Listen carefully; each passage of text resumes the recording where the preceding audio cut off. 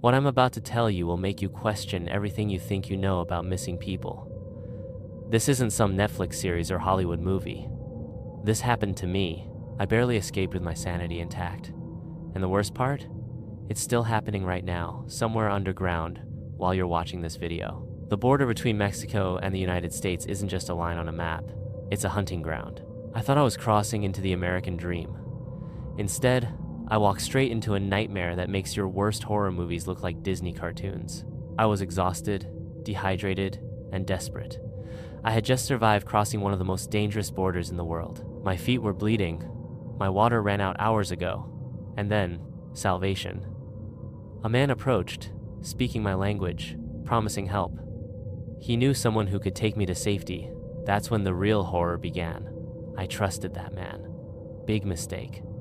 The kind of mistake that gets you sold like cattle at an auction you never signed up for. Instead of the promised shelter, I found myself locked in an abandoned garage with other desperate souls.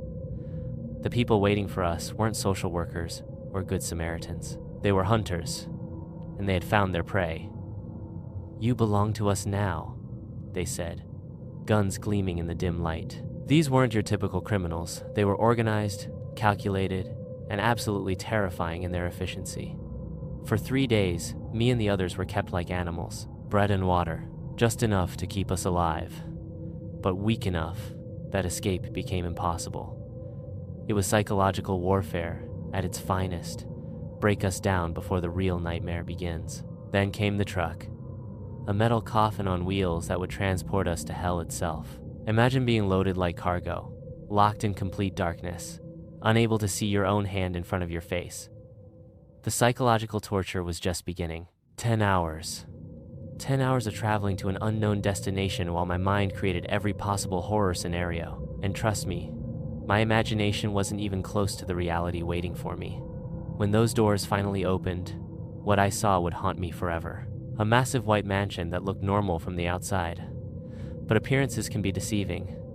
This wasn't someone's home. It was a factory that produced something far more sinister than any product you could imagine. The dehumanization began immediately. Strip naked. Here's some soap. Cold water from a hose. You're not a person anymore, you're inventory. Then came the blindfolds, because they couldn't risk me seeing too much, too soon. When the blindfolds came off, I found myself in an underground tunnel system. This wasn't some amateur operation. This was sophisticated, organized, and terrifyingly well planned. Prison uniforms, numbered instead of named. I became number 6. And then the work began. Digging. Always digging. Expanding an already massive tunnel system, carving out rooms with massive black metal doors. Rooms that, once sealed, would swallow screams whole. But here's where my story takes a turn that will make your skin crawl. After 2 weeks of back-breaking labor, I heard the first scream echoing through the tunnels. A man's voice, filled with agony that seemed to pierce through solid rock. That's when I realized we weren't just building rooms. We were building torture chambers. But what I discovered next will haunt me until the day I die. During one of my work shifts, I was ordered to move supplies deeper into the tunnel system. That's when I saw them. Dozens of cages lined along the walls, and inside them were children.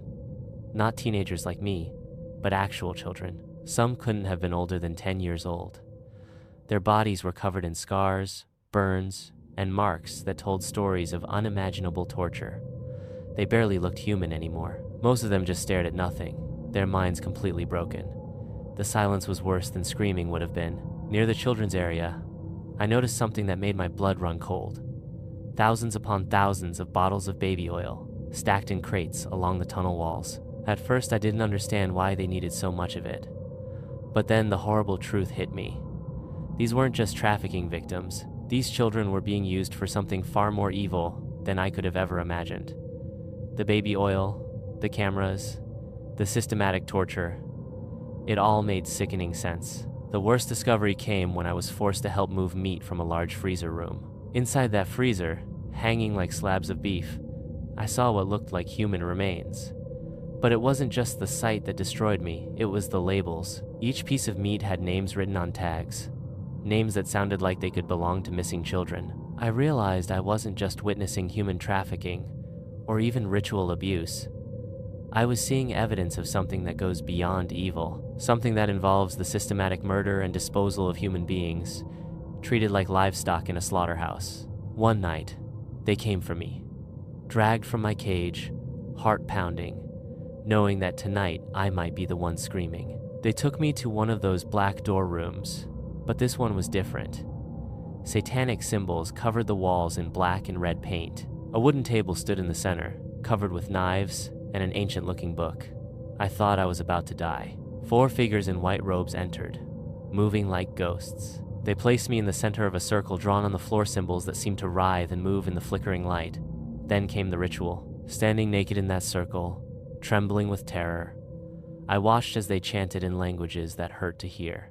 A woman brought a container of blood, real blood, and poured it over my head while they continued their demonic ceremony. This wasn't human trafficking.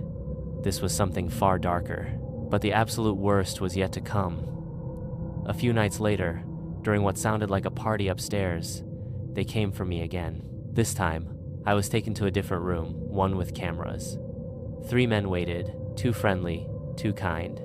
They offered me pizza and champagne while a camera recorded everything. I knew something was wrong, but I was powerless to stop it. The champagne was drugged. As my vision blurred and my body weakened, I heard them laughing. Then came the words that would echo in my nightmares forever. "This will be a good movie." And they kept repeating one name, over and over. Diddy, Diddy, Diddy. I didn't know who that was then. But now, watching the news, seeing the headlines, everything makes horrifying sense. The psychological torture continued. They kept me naked in my cage that night, sitting in my own vomit, replaying every moment of violation and humiliation. I thought about my mother, my family, wondering if I'd ever see them again. But then, unexpectedly, everything changed. A man from security came one evening, selected me and 2 others, and led us outside. Black bags over our heads, but this time felt different. This time, someone was helping us escape. For 10 hours, we drove toward freedom. The man made each of us tell our stories into a recorder, documenting everything we had witnessed. I spoke in Spanish, pouring out every detail of my nightmare. When we reached the border, I realized this mysterious savior had risked everything to get us out. But who was he?